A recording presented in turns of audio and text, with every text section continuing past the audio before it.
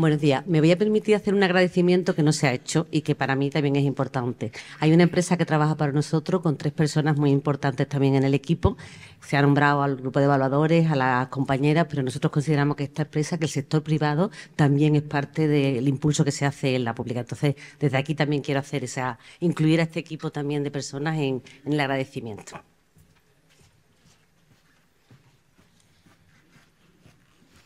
Muchas gracias por la parte que me toca. Buenos días a todas las personas que nos acompañáis hoy en esta jornada. Mi nombre es Cristina Torrecillas. Llevo unos años en esto de la evaluación en distintos roles. Ahora mismo soy la responsable de esta oficina técnica, esta empresa privada que apoya al área de evaluación de políticas públicas del IAP. Me toca coordinar esta primera mesa de debate que va a abordar cómo la evidencia científica puede ayudar a la mejora de las políticas públicas. En concreto, se va a focalizar un poco en este cambio, en esta transición que se produce desde digamos, cambio cultural que se produce desde la justificación del gasto a esta necesidad de justificar la consecución de resultados. Para ello nos acompañan, van a intervenir hoy en la mesa Pepe Realdato, que es profesor titular de la Universidad de Almería en Ciencia Política y de la Administración. Una de sus principales áreas de investigación es cómo el conocimiento experto se puede incorporar en las políticas públicas. De hecho, ha dirigido un proyecto para el Ministerio de Ciencia e Innovación en este sentido. Actualmente dirige un proyecto que trata de mapear, analizar, valorar las capacidades analíticas que tienen las administraciones regionales. Lo está realizando para la Junta de Andalucía. También nos acompaña Johan Estierna, que es científico líder y asesor a la dirección del Centro Común de Investigación de la Comisión Europea en su sede de aquí de Sevilla. Johan es doctorado por la Universidad de Lund, donde ejerció como investigador. También lo hizo en la Universidad Autónoma de Madrid. Se unió a la Comisión Europea hace ya muchos años, en 1989. Ha pasado por diferentes direcciones generales, entre ellas la Dirección General de Educación y Cultura, donde se ocupaba de temas de política universitaria, la Dirección General de Desarrollo, también centrada en este tema en países de desarrollo, y la Dirección de Investigación e Innovación. En concreto, está especializado en la innovación con especial foco en la transición verde y digital y en el desarrollo económico basado en el territorio. Y por último, Juana García Simón. Ella es la coordinadora de la Dirección General, lo voy a leer, de Programación, Seguimiento y Evaluación de Resultados de la Dirección General de Fondos Europeos de la Junta de Andalucía. Anteriormente ha ocupado otros puestos en esta dirección general, como la de la jefatura de sección. Ha sido profesora universitaria asociada en el Centro Universitario San Isidoro, adscrito a la Universidad Pablo de la Vide. Bueno, su formación es bastante extensa en ciencia en economía, en investigación y técnicas de mercado. Tiene máster en consultoría económica y análisis aplicado. Y como dato anecdótico para lo que nos ocupa hoy, perteneció al grupo de personas evaluadoras durante unos años.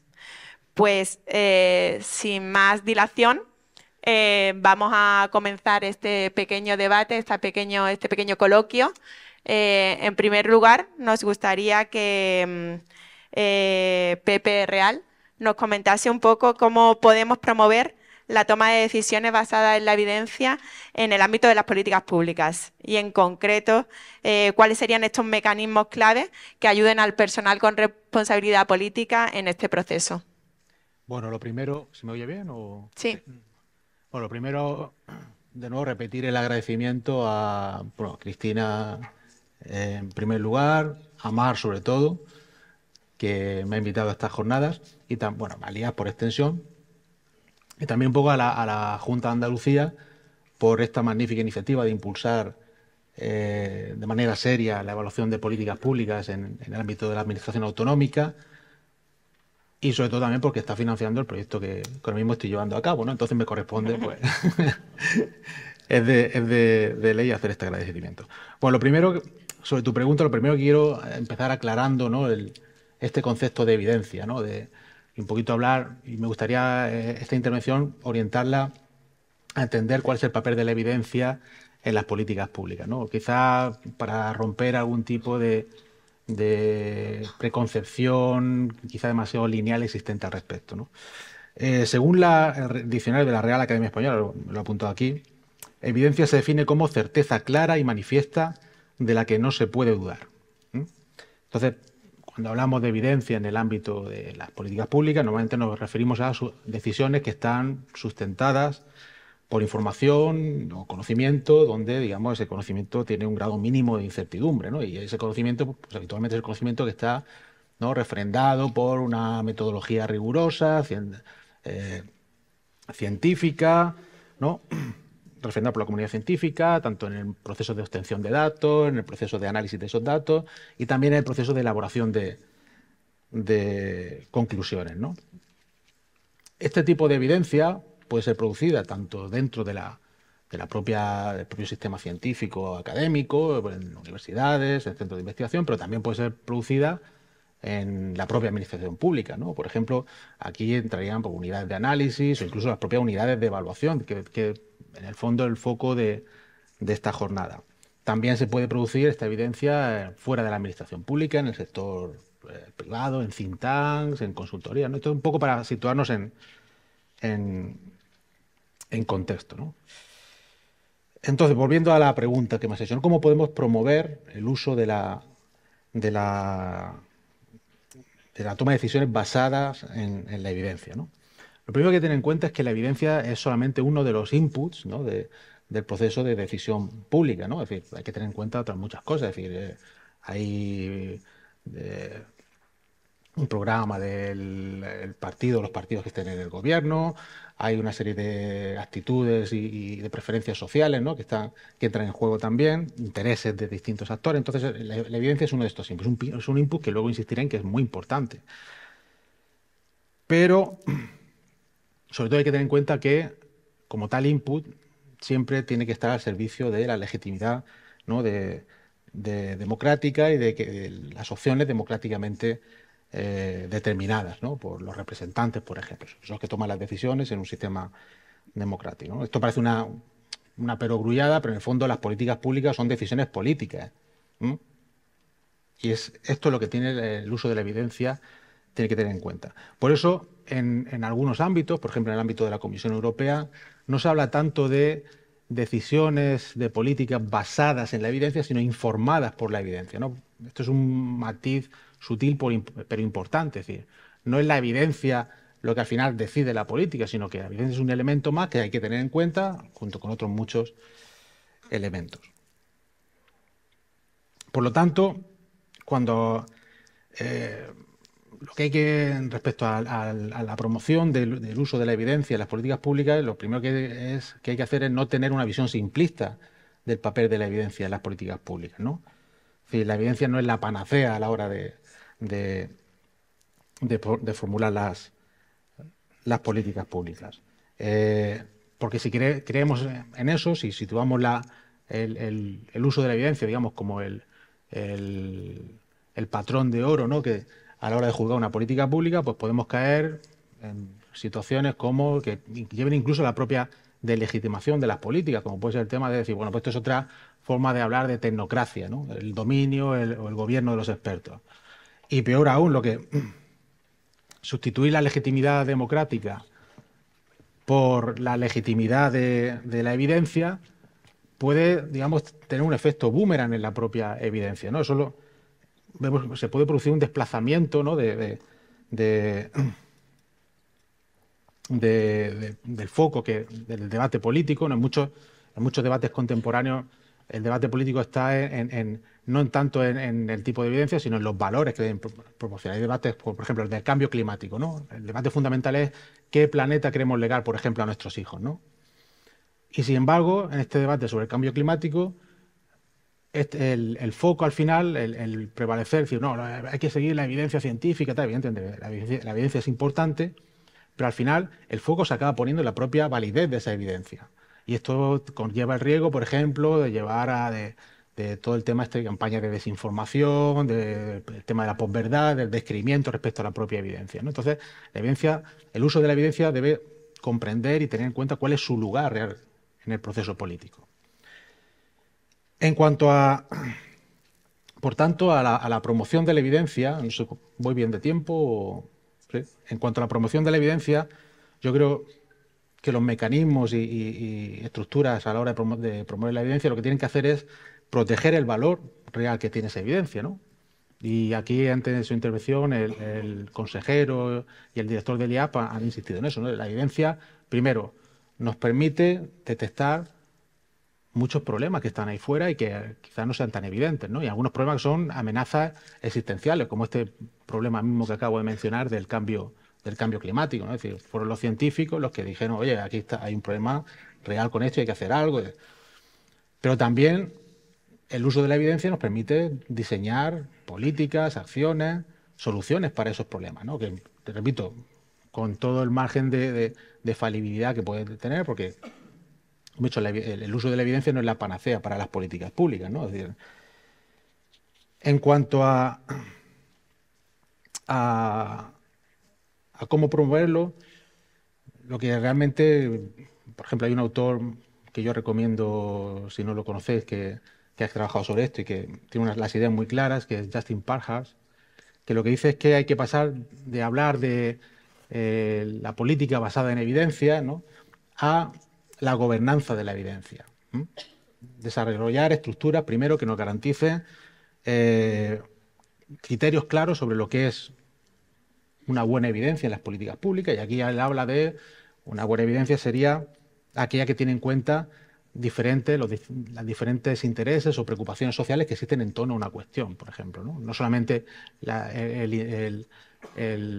hablamos, por ejemplo, del tema de cambio climático, de cuestiones más concretas, como por ejemplo, estoy pensando, yo soy de Murcia y estoy pensando en la situación del Mar Menor, ¿no? La crisis del Mar Menor. No es solamente que hay que tener en cuenta la dimensión medioambiental, sino también la dimensión económica de estas situaciones, ¿no? Luego también la evidencia tiene que ser útil para conseguir los objetivos. Es decir, podemos diseñar experimentos estupendos, pero si esos experimentos al final no son factibles, las medidas que se están probando no son aplicables realmente en los contextos en los que pretendemos actuar, no sirven, ¿no? Y esto nos lleva al tercer elemento, que es el tema de la aplicación local de las medidas. Es decir, una medida puede haber funcionado en un sitio y haber evidencia sobre que ha funcionado en ese sitio, pero debemos asegurarnos de que funciona allí donde queremos ponerla en marcha. Y luego, junto a estos criterios sobre la buena evidencia, ¿no?, o qué es una buena evidencia, Parham habla también de mecanismos sobre el buen uso de la evidencia, ¿no? Son mecanismos, sobre todo, que están diseñados orientados al refuerzo o a la protección de esa legitimidad del uso de la evidencia, ¿no? Entonces, aquí habla de que hay que tener en cuenta tres ángulos principales. Por uno, el ángulo de los actores participantes, ¿no? Y aquí es sobre todo cómo diseñamos en el ámbito de las políticas públicas se habla de los sistemas de asesoramiento, ¿no? Cómo diseñamos esos sistemas de asesoramiento y tener en cuenta que esos sistemas de asesoramiento sean plurales, pero al mismo tiempo tengan una conexión, ¿no?, con el ámbito de la legitimidad política, ¿no? En segundo lugar está el ángulo del proceso, es decir, que esos sistemas de asesoramiento garanticen un adecuado debate y deliberación en torno a las cuestiones. Y en tercer lugar, el último es, sobre todo, es un ángulo fundamental aquí, es el ángulo de los resultados y también que tiene que ver con la calidad de la evidencia que se produce, ¿no? Es decir, todos estos mecanismos para garantizar participación, deliberación, no tienen sentido si al final la evidencia que se produce es una evidencia, digamos, de baja calidad, o una evidencia que no se adapta o que no cumple con los estándares científicos mínimos, ¿no? Entonces yo diría que esos son los elementos que que habría que tener en cuenta a la hora de promover la evidencia, en el uso de la evidencia en las políticas públicas. Muchas gracias, Pepe, por estas claves, estos criterios para utilizar la evidencia en este proceso de elaboración de políticas públicas. Ahora, si os parece, pasamos a Johan y le vamos a preguntar concretamente cómo se articula esta actividad científica del JRC para conseguir un impacto en las políticas públicas. En concreto, cómo se anticipa o reacciona ante estas necesidades de formular políticas de la Comisión Europea. Gracias. Y primero, daros la enhorabuena por este magnífico propuesto de ley y de tomar tan en serio la evaluación. Nosotros en la Unión Europea, llevo ya 26 años en la Comisión Europea, trabajando en distintos ámbitos, y a partir de, sí, digamos, hace 15 años, se empezaba a tomar muy en serio la evaluación. Y eso es una cultura. Es una cultura de la administración y de los políticos también, de respetar que hay información que llega y hay que, lo que se decía también, intentando a cambiar y evaluar un poco lo que uno hace, ¿no? Nosotros estamos aquí a vuestros vecinos aquí en La Cartuja, JRC, que es un instituto de investigación para dar evidencia a la política europea, ¿no? Y trabajamos en todos los ámbitos políticos que cubre la acción europea y quería transmitir a partir de nuestra experiencia 3 mensajes que espero pueda ser útil para su sistema futuro, ¿no? El primero es que hemos visto en Europa que en muchos países hay muchos fondos europeos que están entrando ahora en el sistema, digamos, en los distintos países. Están los fondos estructurales, están los fondos de Next Generation EU, que son históricos, que no se va a repetir probablemente, pero ahora es muy importantes, 10 veces el Plan Marshall. Y también hay muchos otros fondos que entran, fondos de distintos programas europeos. Y vemos que en muchas administraciones en Europa no hay capacidad o posibilidad de gastar todo este dinero. Y cuando se invierte más tarde, no siempre se invierte en áreas que están relacionadas con las estratégicas que se han establecido desde el principio. Y esas estratégicas en distintos ámbitos, ámbito de energía, ámbito de transporte, ámbito de innovación, se elabora un poco lo que decía Pepe relacionado con muchos actores, ¿no? Entonces, yo creo que una de las cosas importantes en nuestro sistema futuro es intentar diseñar el sistema que capte la interrelación entre las estratégicas, que sean sólidas y legítimas, el presupuesto y la manera de utilizar el presupuesto y la implementación, la ejecución del presupuesto, para que haya una concordancia. Si no hay concordancia matemática, no es posible, pero que haya una concordancia y que el sistema lo mira. Yo creo que es fundamental, porque si no se apoya la estratégica, ¿no? Todos esos esfuerzos que se está haciendo y se introduce una cierta lógica, ¿no? en el gasto público, ¿no? Eso es uno de los elementos que hemos visto. El segundo mensaje que quería transmitir, que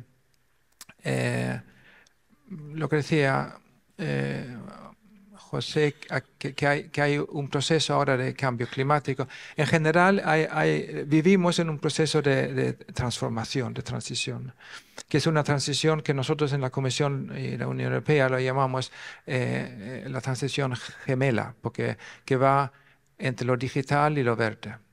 Y eso se va desarrollándose, aunque aún si no lo queremos, son fuerzas enormes, mundiales, que se está elaborándose, ¿no? Y en una manera también competimos en nuestra industria a nivel mundial sobre esas transformaciones.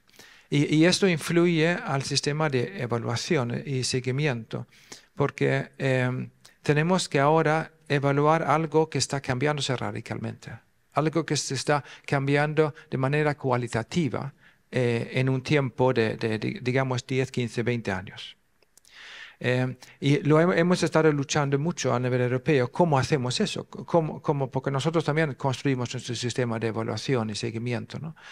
Y hemos empezado a pensar que hace falta también una formación específica a los evaluadores que entienda una transformación, que entienda que yo no evalúo algo. La realidad está cambiando, de manera es mucho más fácil cuando la sociedad no cambia tanto. Durante 30 años, de los años 50, 60, 70, 80 incluso, la sociedad era más estable en Europa en general. Y ahora estamos en ese proceso de cambio. Entonces, y ahí hay en cada Andalucía, que intentando adaptar mi pensamiento, hay dos cosas. Primero, el cambio verde significa para Andalucía unas oportunidades fantásticas. Tenéis la gran suerte de tener el sol aquí. Y podéis transformar completamente toda la sociedad a base de esto, ¿no? En realocación de manufacturía y muchas cosas. Pero también implica muchos riesgos y los modelos que hemos elaborado en la JRC dice que en el sur de Europa el cambio climático va a costar 8 veces más del presupuesto público o privado que en otras partes de Europa. Y ya vemos el problema de agua y eso tiene implicaciones muy grandes, ¿no? Que afecta deslizamiento del terreno, afecta la agricultura, afecta el turismo, que son sectores importantes aquí en Andalucía, ¿no? Entonces, Andalucía está en esa transición muy afectada, positivamente y negativamente. Y eso es muy importante captar eso, y es muy difícil captar eso en un sistema, porque los sistemas suelen ser sistemas que no cambian. Y con eso quería entrar en tercer idea que nosotros hemos estado luchando mucho en la Unión Europea, y es cómo, porque cuando se evalúa algo y cuando se hace con datos, con indicadores, etcétera, siempre hay ¿cómo se llama? Desclive, un tiempo entre la realidad y los resultados de la evaluación. Y cuando todo cambia y cuando encima tomamos muy en serio la evaluación, hay que disminuir ese tiempo. Hay que intentar captar datos y captar información y evidencia que sea lo más actual posible, que más fresco posible. Esto es difícil. Significa que hay que experimentar con indicadores clásicos, datos clásicos aprobados por el INE y otros mecanismos o instituciones, con datos más experimentales. Hay que mezclar probablemente datos cuantitativos y cualitativos, que se hacía un poco de referencia a Pepe, con input, con información directamente de distintos stakeholders. Pero eso es muy importante, para no llegar diciendo que lo que yo tengo en mi papel de evaluación es algo que pasó hace 2 años. Porque no sirve siempre en las tomas de decisión política. Y sobre todo si se basa en la evaluación, se lo toma en serio y se cambia la política. Porque muchas veces cuando uno está en una transición, no sabemos si una política va a llegar a un objetivo, porque el objetivo va cambiándose. Entonces hay que, y eso lo hemos también pensado a nivel legal en la Unión Europea, cómo se puede cortar algo que ya se ha invertido dinero, ya se ha invertido una acción, una política, una acción, pero vemos que no llega a un buen objetivo. ¿Cómo se corta eso y transfiere el dinero a otra cosa que sí vemos. Y para hacer eso, aparte de tener una flexibilidad legal en ese sentido, es también tener esos datos frescos. Y la mezcla entre distintas fuentes, ¿no?, de los datos, cuantitativo, cualitativo, oficiales, no oficiales, y construyendo la legitimidad en eso. Pero quería un poco transmitir eso, lo que nosotros estamos luchando, ¿no?, en la Unión Europea, en nuestro sistema, pero sobre todo daros la enhorabuena, que es fantástico ver que se toma tan en serio y es un signo de alto nivel de desarrollo. De verdad. Muchas gracias, Johan, muchas gracias por esa síntesis, destacar esos aspectos claves de vuestra experiencia, de la experiencia a nivel europeo y trasladarla al contexto para que nos pueda ser de utilidad en este diseño que estamos haciendo de los sistemas de evaluación. Esa relación directa de las políticas europeas la podemos continuar ahora con Juana García Simón, que como ella es la responsable de evaluación de los programas cofinanciados con fondos estructurales y de inversión en Andalucía, nos gustaría que compartieras tu punto de vista sobre cómo ha ido en concreto evolucionando la evaluación en los diferentes programas, periodos de programación, en concreto centrándonos en la actualidad, en los tipos de evaluaciones que se realizan en la actualidad y en la utilidad que proporcionan estas evaluaciones.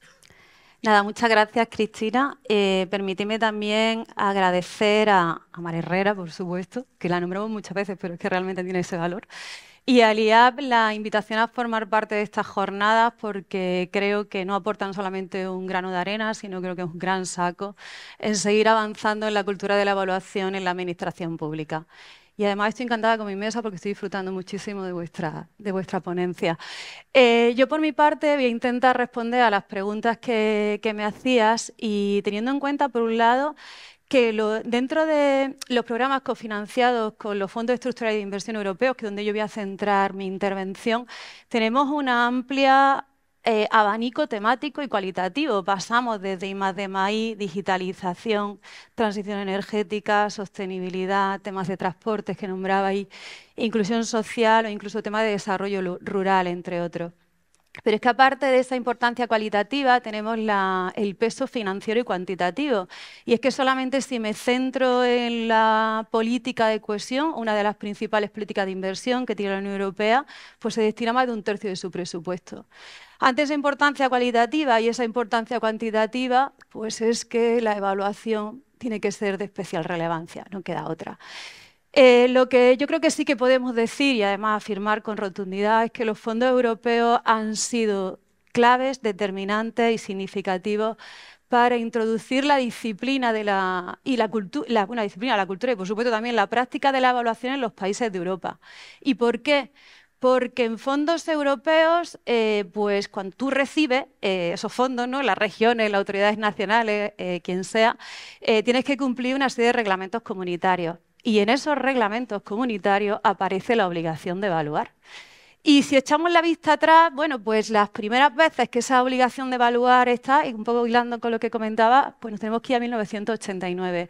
Después, conforme van cerrando los periodos de programación, con las lecciones aprendidas, la intensidad de las evaluaciones, los requerimientos técnicos y metodológicos han ido en aumento. Pero si tenemos que decir dónde hay un punto de inflexión, dónde está ese cambio de paradigma, sería entre el marco 2007-13 y el marco 14-20.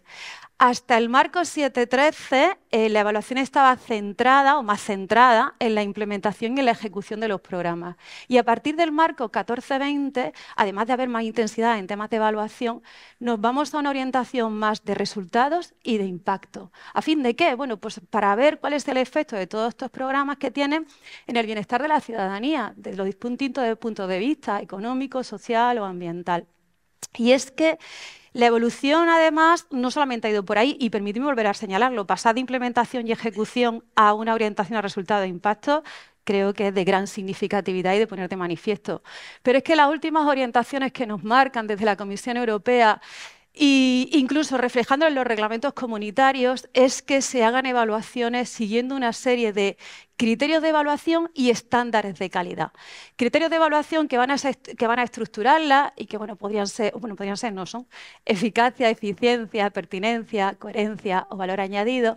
Y una serie de estándares de calidad que además son son coincidentes con los de otros organismos internacionales o sociedades nacionales o regionales de evaluación, que por nombrar algunos, o lo que yo entiendo como más importante, sería que la evaluación tiene que estar dentro del ciclo de vida del programa, tiene que ser un proceso continuo en el tiempo y no un momento puntual. Además, que las evaluaciones tienen que estar planificadas, que en todo momento se ha involucrar a los actores relevantes que hablábamos anteriormente para que estén legitimizadas y además que se consigan, ¿no?, ver los efectos que quieres ver, ¿no?, en esos estudios que realizamos. Por supuesto, utilizando métodos rigurosos y una cosa muy importante desde mi punto de vista también, y es que se difundan, que no se guarden en un cajón. Además, señalar dentro de la evolución, principalmente en este último marco 21-27, hacemos evaluaciones reglamentarias, ¿no?, que vienen en el reglamento, que son principalmente a nivel de programa, pero le dan ahora como un mayor poder de decisión a las autoridades regionales y nacionales para que en función de las necesidades, retos o intervenciones perdona, es que la garganta de tira, o las intervenciones estratégicas que se hayan detectado en el proceso de programación, porque centremos ahí los esfuerzos. Donde sí nos obligan es a hacer una evaluación de impacto, por un lado, sí, debidamente justificada, por supuesto, y por otro lado, y hilo con uno de los estándares de calidad, en que esas evaluaciones estén planificadas. Se ha de hacer un plan específico de evaluación de cada uno de los programas, que además se aprueba un año después de que se hayan aprobado esos programas a los que hace referencia. Y este tema a mí me parece interesante y me parece importante resaltarlo, porque este documento estratégico va a ser la hoja de ruta de todo lo que vas a realizar en evaluación durante todo el marco comunitario. Y por nombrar algunas de las cosas que tiene incluidas. Por un lado, pues tienes el listado de todas las evaluaciones que vas a hacer, por qué las realizas e incluso una aproximación de las preguntas a las que quieres ya ir respondiendo. Vas a tener una primera orientación también de los métodos que vas a usar y de las fuentes de información que vas a necesitar para que cuando te enfrentes a la misma puedas contar con ellas.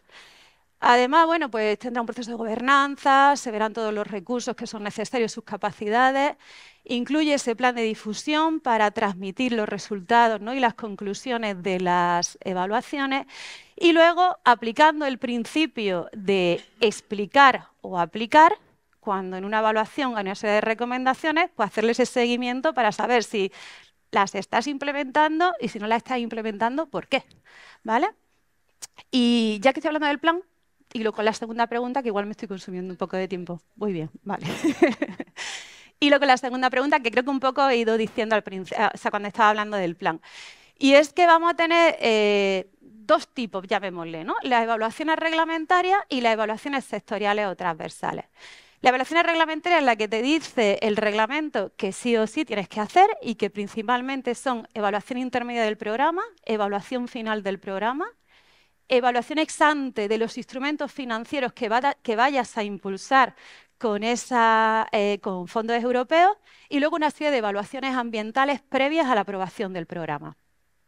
Después de estas evaluaciones reglamentarias, en el segundo bloque, tendríamos las evaluaciones sectoriales o transversales, que son las que tiene ese poder de decisión las autoridades regionales o nacionales y que van a ir en función de lo que hayas detectado en el proceso de programación. Estas se seleccionan a través de un proceso de gobernanza donde parte de los criterios que se tienen en cuenta es la relevancia estratégica, el carácter innovador, el peso financiero o si se pueden extender a periodos futuros y principalmente son de resultados, aunque también tenemos algunos de procesos de impacto. Por poner un ejemplo más práctico y aterrizar y nombrar algunas de ellas. Aquí se incluyen evaluaciones de estrategias o planes que han sido referentes y principales, ¿no?, que se han tenido de referencia para hacer los programas. Por nombrar algunas, la estrategia de especialización inteligente y luego tenemos intervenciones estratégicas de los distintos programas. Por ejemplo, en FEDER, pues una evaluación de los procesos de automatización de la Junta de Andalucía. En Fondo Social Europeo Plus, evaluación de la zona de transformación social en el ámbito educativo. En el ámbito de FEADER, la evaluación de la ayuda de los jóvenes agricultores, simplemente por nombrar algunas. Y por no extenderme más y no consumir el tiempo, cierro con el tema de que hablabas de la utilidad. La utilidad en la administración pública, ya mis compañeros yo creo que lo han puesto de manifiesto, ¿no? Aquí es la posibilidad de que a través de estas evaluaciones se puedan tomar decisiones basadas en esa evidencia y en esa información para redirigir los programas, las intervenciones o las políticas. Pero es que además, si no era suficiente, es una manera de ser transparentes, es una manera de rendir cuentas y de involucrar a todos los actores relevantes. Por parte de la Unión Europea, no sé si acompañar algo más, pero sí que es verdad que sirve para que se agrupe todos los resultados que se están dando, todas las evidencias que están dando de las distintas regiones y Estados miembros, a fin de que se pueda redefinir las principales políticas de inversión, entre otras la política de cohesión. Y en el próximo marco intensifiquemos una ayuda, unas formas de intervención o, bueno, se reoriente de la forma que sea conveniente. Cierro y casi como que abrí. Nosotros evaluamos en Fondo Europeo porque hay una obligación reglamentaria y permitidme resaltarlo como algo positivo. Pero es que no solo es una obligación, es una oportunidad que además tenemos para poner en valor lo que funciona, resaltarlo e incluso aplicarlo a otras intervenciones o políticas y, por otro lado, oye, detectar los ámbitos de mejora y poder redireccionar hacia los efectos que queremos conseguir. Por mi parte, nada más y muchísimas gracias.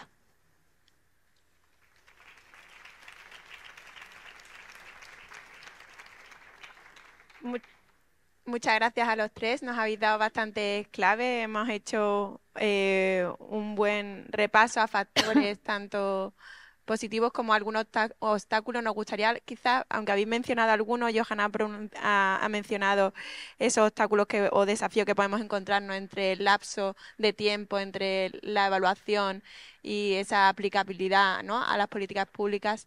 Sí que me gustaría lanzaros la pregunta para poder anticiparnos o poder encontrar esa propuesta para abordar estos obstáculos. Si podéis mencionar algún otro desafío que podamos encontrarnos a la hora de diseñar políticas basadas o informadas, como decía Pepe, en la evidencia. Si alguno de vosotros os animáis a responder. Sí, solamente muy breve. Yo creo que es muy importante pensar en reforzar la cultura de evaluación en todos los distintos ámbitos de la administración pública, en todas las consejerías. La gente que tiene que desarrollar nuevas políticas, nuevas iniciativas, que sea algo que no es un papel que llega aquí, ¿no? Eso lo digo porque lo he visto en mi trabajo en la Unión Europea. Cuando comencé en 98 trabajando ahí, en Bruselas, había un cierto cinismo, ¿no? Eso llega a ese papel ya, hemos decidido ya o lo que sea, ¿no? Y esta cultura de tomarlo en serio, que llega desde la jerarquía, ¿no?, que llega desde arriba, eso es muy importante y eso ha ido cambiando. Y ahora si se hace y después hay distintos tipos de evaluaciones, distintos tipos de evaluación, pero cuando llega una evaluación, hay esos elementos más importantes de todo. Y no se puede hacer nada sin justificar si lo has tomado en cuenta o no. Y yo creo que ese cambio cultural, y nosotros lo vemos en la Unión Europea, cuando vamos a distintos países, y distintas regiones, y distintos países, hay países que yo quería destacar. Vengo de Suecia, pero no quiero destacar mi propio país, pero al lado está Dinamarca. Y trabajé mucho con ellos en distintos ámbitos. Y me impresionó mucho la manera que ellos toman en serio. Si hay una evaluación que dice hay que cambiar 5 cosas, ellos cambian 4. Cambian 4. Y son cosas muy importantes. Y hay ese tipo de cultura, y es un país que es pequeño, es más pequeño que Andalucía, tiene unos 5 millones de habitantes, pero va muy bien. Y va muy bien, muy racional, lo que se decía antes, la eficiencia, ¿no? La racionalidad dentro de...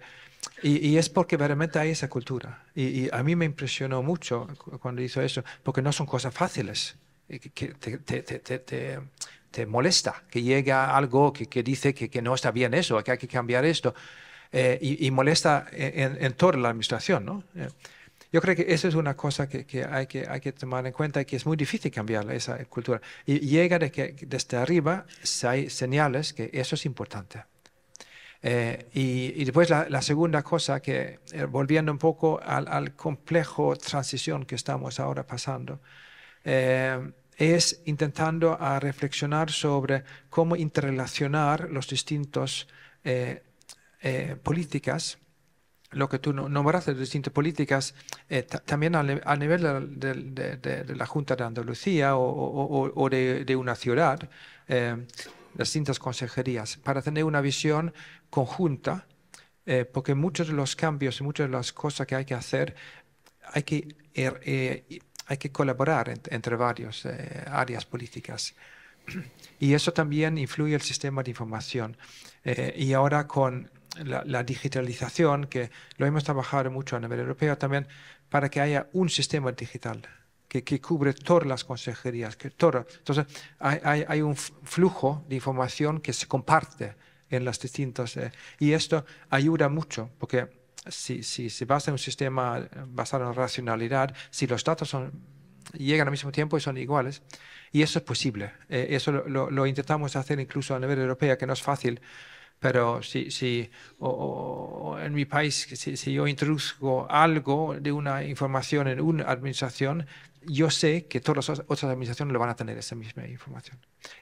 Y eso es algo que cuando construís el sistema, que es muy difícil, muy complejo, pero eso ayudaría mucho.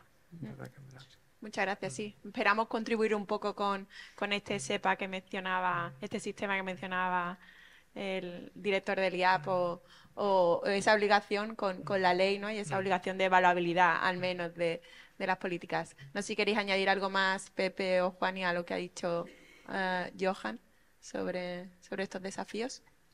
Bueno, sobre el tema de los desafíos, simplemente constatar un hecho, que es que creo que en mi intervención estaba implícito, pero el hecho de que no en todas las políticas se puede utilizar la evaluación o la evidencia de la misma manera. Hay contextos de políticas públicas donde lo que está en juego, el contexto de acuerdo sobre cuáles son los valores básicos dentro de esa política, los instrumentos, varía también. Entonces, la evidencia es mucho más fácil de utilizar en aquellos contextos donde entre los actores existe un consenso o un acuerdo básico sobre cuáles son los objetivos, ¿no? No esperemos, digamos, que la evidencia tenga ese papel instrumental que todos esperamos, que entra también, es otro de los desafíos, ¿no? Es decir, el hecho de utilizar la evidencia o la evaluación de una manera instrumental que sirva para mejorar las políticas de hecho y no simplemente como un expediente que se cubre, un requisito burocrático o algo que de lo que hacemos gala sin que sea realmente lo que fundamenta la situación, sino que lo decimos de cara a la galería, hay evidencia científica, pero al final esa evidencia la hemos escogido puntualmente pues, porque es la que nos conviene, ¿no?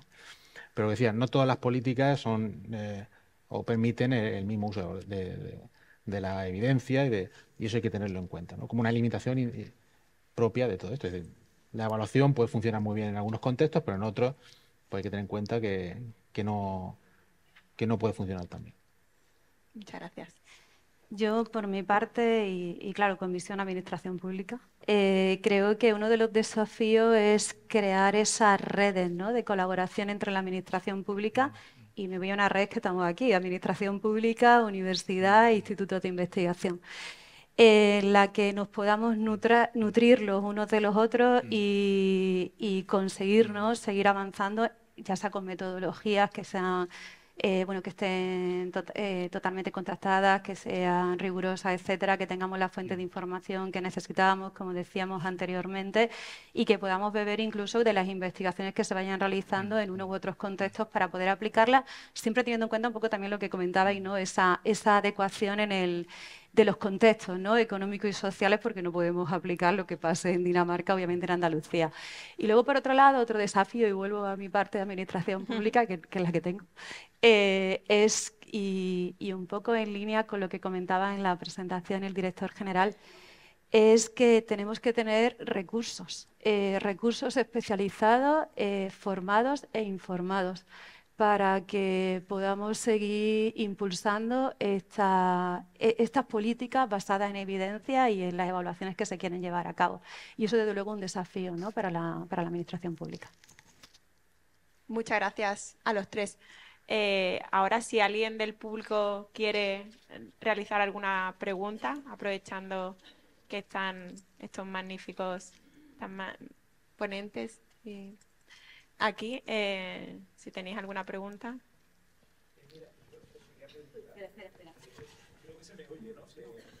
Espera, sí, te dejaste.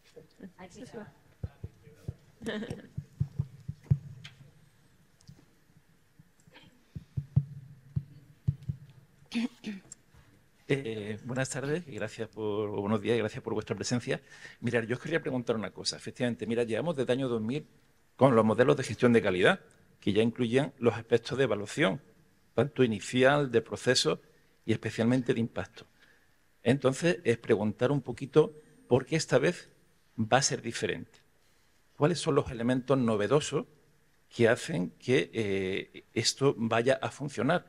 Y también preguntaros al hilo de esto, en los países donde efectivamente funciona mejor la evaluación de calidad, cuáles son las características o las condiciones que tienen y si se parecen a las que tenemos aquí o cuáles son nuestras mayores dificultades para que esto no sea efectivamente, como decir, una capa más de burocracia y efectivamente sea una evaluación profunda y significativa, ¿no? Y los inconvenientes que hay de que una institución se evalúe a sí misma, ¿no? Ya, si queréis, en fin, ya comentaremos más cosas. Muchísimas gracias.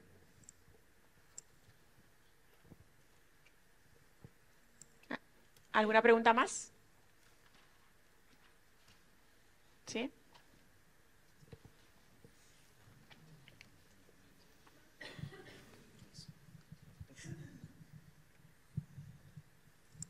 Hola, buenos días. Yo tenía una pregunta para Johan porque ha comentado un tema que a mí me parece muy interesante respecto a poder hacer investigaciones o evaluaciones significativas con la dificultad de tener unos datos actualizados y la necesidad de la formación de las personas que nos dedicamos a la evaluación con respecto al enorme cambio social que notamos que estamos viviendo. ¿Hay alguna propuesta o tenéis alguna experiencia con respecto a ese tipo de formación específica? Gracias. Vale. Pues si os parece, no sé si quieres comenzar, Johan, por esa pregunta directa a ti. Sí. Luego pasamos a la pregunta sobre la calidad. Sí. No, muchas gracias por la pregunta y por el interés.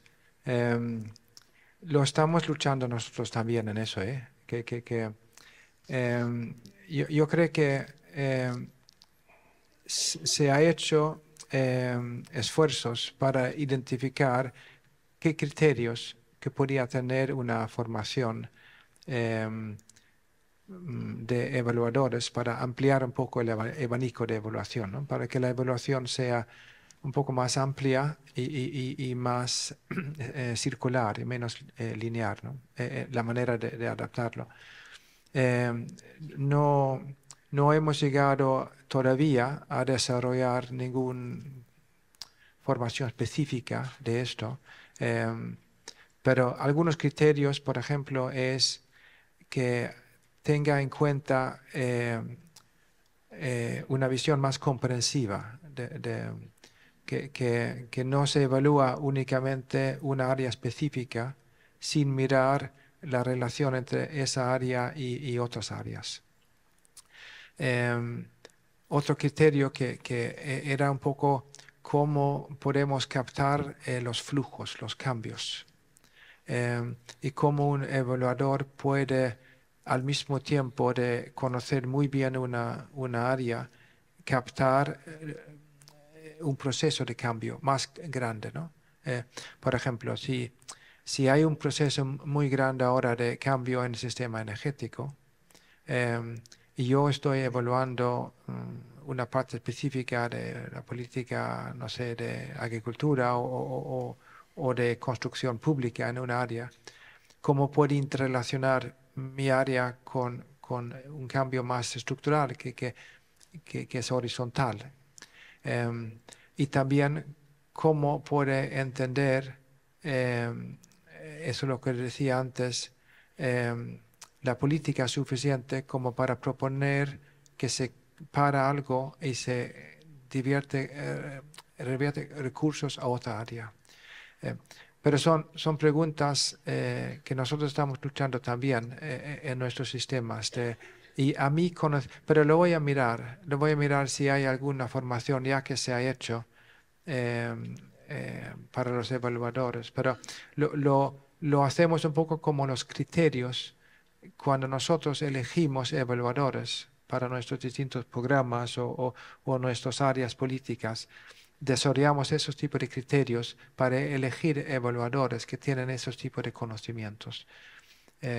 Porque lo hacemos, como sabéis, no nosotros mismos, ¿no? Es como... Pero no, y solamente tocando tu pregunta, yo creo que es un proceso, si comparamos un país a otro en la Unión Europea, yo creo que es bueno comparar, y yo creo que es bueno aprender uno a otro, por eso estamos en el mismo barco. Hay que aprender, ¿no? Es diferente a Andalucía en Dinamarca, lo sé, pero al mismo tiempo se puede aprender uno a otro y Dinamarca puede aprender mucho de Andalucía. Pero yo creo que lo que ha pasado en muchos países es que esos son cambios culturales y culturales en una administración y tarda tiempo.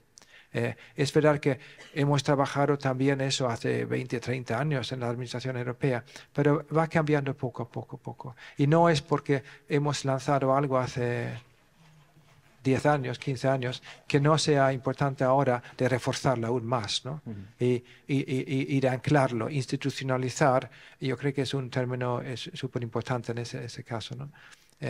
Pero en todo es un proceso lento, ¿no? de cambio, ¿no? Y aprendemos. Yo creo que el aprendizaje, igual que mencionaste tú, que se puede aprender a través de implementación de los fondos europeos, se coge un poco las características que se ha establecido en términos de evaluaciones, ¿no? Y después es un largo aprendizaje. Sí, sería mi respuesta en eso. Gracias. ¿Queréis? Bueno, a propósito de la pregunta sobre la calidad, eso es uno de los casos, por ejemplo, que evidencia la importancia de mantener, es decir, una vez que pones un sistema en marcha, es decir, no basta simplemente, no se mantiene por la inercia, hay que procurarle un impulso constante, un impulso desde el ámbito, sobre todo, de los responsables políticos, ¿no? El caso este de la calidad, yo doy una de las asignaturas que doy es de técnicas y métodos de gestión pública y ponemos el caso precisamente de cómo en Andalucía ese énfasis en la calidad, esa calidad que se puso de moda durante los años 2000, de pronto llega la crisis y desaparece. O sea, no hay... Pero es el peligro que corre cualquier innovación, ¿no? Si no hay detrás un impulso constante, ¿no? No solamente basta con poner en marcha una ley, unas estructuras, si esas estructuras no tienen digamos, ese combustible que viene de los responsables políticos y de que estén detrás y tratando de fomentar esa cultura que, como bien dicen Johan, no es una cosa que se consiga de hoy para mañana. Por ejemplo, yo conozco el tema de la calidad en el ámbito universitario, ¿no? Porque formé parte ahí en la Universidad de Almería, digamos, de los pioneros en poner en marcha estos sistemas de garantía de calidad, y todavía te encuentras en el ámbito incluso de la propia dirección universitaria que gente que piensa que es una cosa de pues, mera burocracia, ¿no? Pero si lo analiza un poquito más de cerca, ha habido cambios muy significativos en el funcionamiento de la organización. Es decir, las propias cartas de servicio, por ejemplo, el tema de el hecho de que la gente sepa qué servicios puedes esperar, que tenga exista el compromiso de ser atendido en este horario y que esa información sea pública, ¿no? O el tema de, por ejemplo, en el ámbito del propio sistema de ordenación de los grados, ¿no? Yo recuerdo cuando yo estudiaba, hace ya muchísimos años, que tenía asignaturas donde el profesor te diga, este es el programa, un folio, 5 líneas. Y no sabía ni la mecánica, ni te ofrecía bibliografía, y estabas un poco ahí dependiendo, digamos, de la voluntad de ese profesor, ¿no? Que no digo que fuese mal profesor, en algunos casos eran extraordinarios.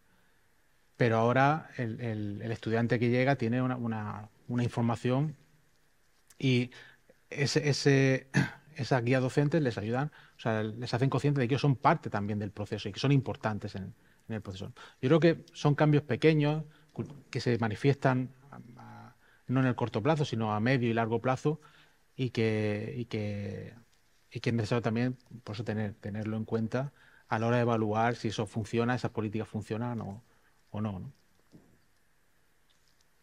Yo por mi parte complementar o seguir insistiendo en lo que comentan mis compañeros de mesa y por hacer el símil, ¿no? O sea, porque preguntaba, ¿por qué si esto lleva tanto tiempo y no ha funcionado, por qué no va a funcionar ahora? Porque cuando tú introduces algo, alguna novedad, o incluso si lo asemejas, ¿no?, al sector privado, una innovación en el sector privado, no la lanzas y empieza a funcionar, sino que se necesita un proceso continuo en el tiempo en el que siga avanzando. Y llevamos ya muchos años en esto, ¿no? Creo que el avance es exponencial, no te diría ni siquiera lineal, es exponencial. Y si comparamos con hace 10 años, bueno, pues que los hechos son más que evidentes. Entonces, nada más. ¿Alguna pregunta más?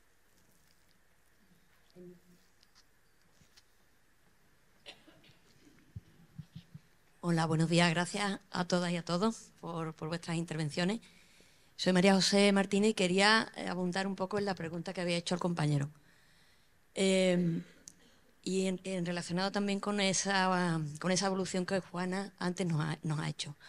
Ahora estamos preocupados, ahora en las políticas públicas, en la evaluación de las políticas públicas, lo que introducimos es la preocupación del cambio en el ciudadano, en la ciudadanía. No tanto internamente, no es intraadministración, que es la calidad. La calidad se preocupa de que nuestros procesos, nuestras personas estén capacitadas, todo funcione y fluya coherentemente. Ahora la preocupación es que esos procesos, esas políticas, eso que se pone en el sistema, que cambie la ciudadanía, que es a la que nos debemos todos los que estamos aquí. Yo creo que ese es el gran cambio que esto aporta. La calidad es una condición necesaria, pero no es suficiente. Yo creo que la suficiencia es lo que va a aportar la evaluación. Y un poco tiene también que ver con esa evolución que se ha seguido en la evaluación de los fondos europeos.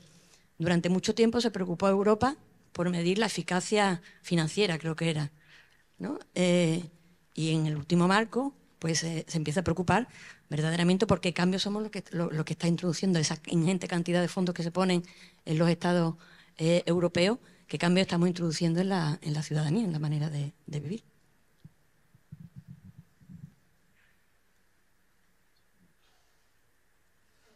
Pues si no hay nada más que añadir, agradecer a Pepe, a Johan y a Juana por las magníficas aportaciones que sin duda yo y todos los que estamos aquí hemos tomado nota porque creo que tienen bastante aplicabilidad en el futuro inmediato, ¿no?, de la Junta de Andalucía. Muchas gracias.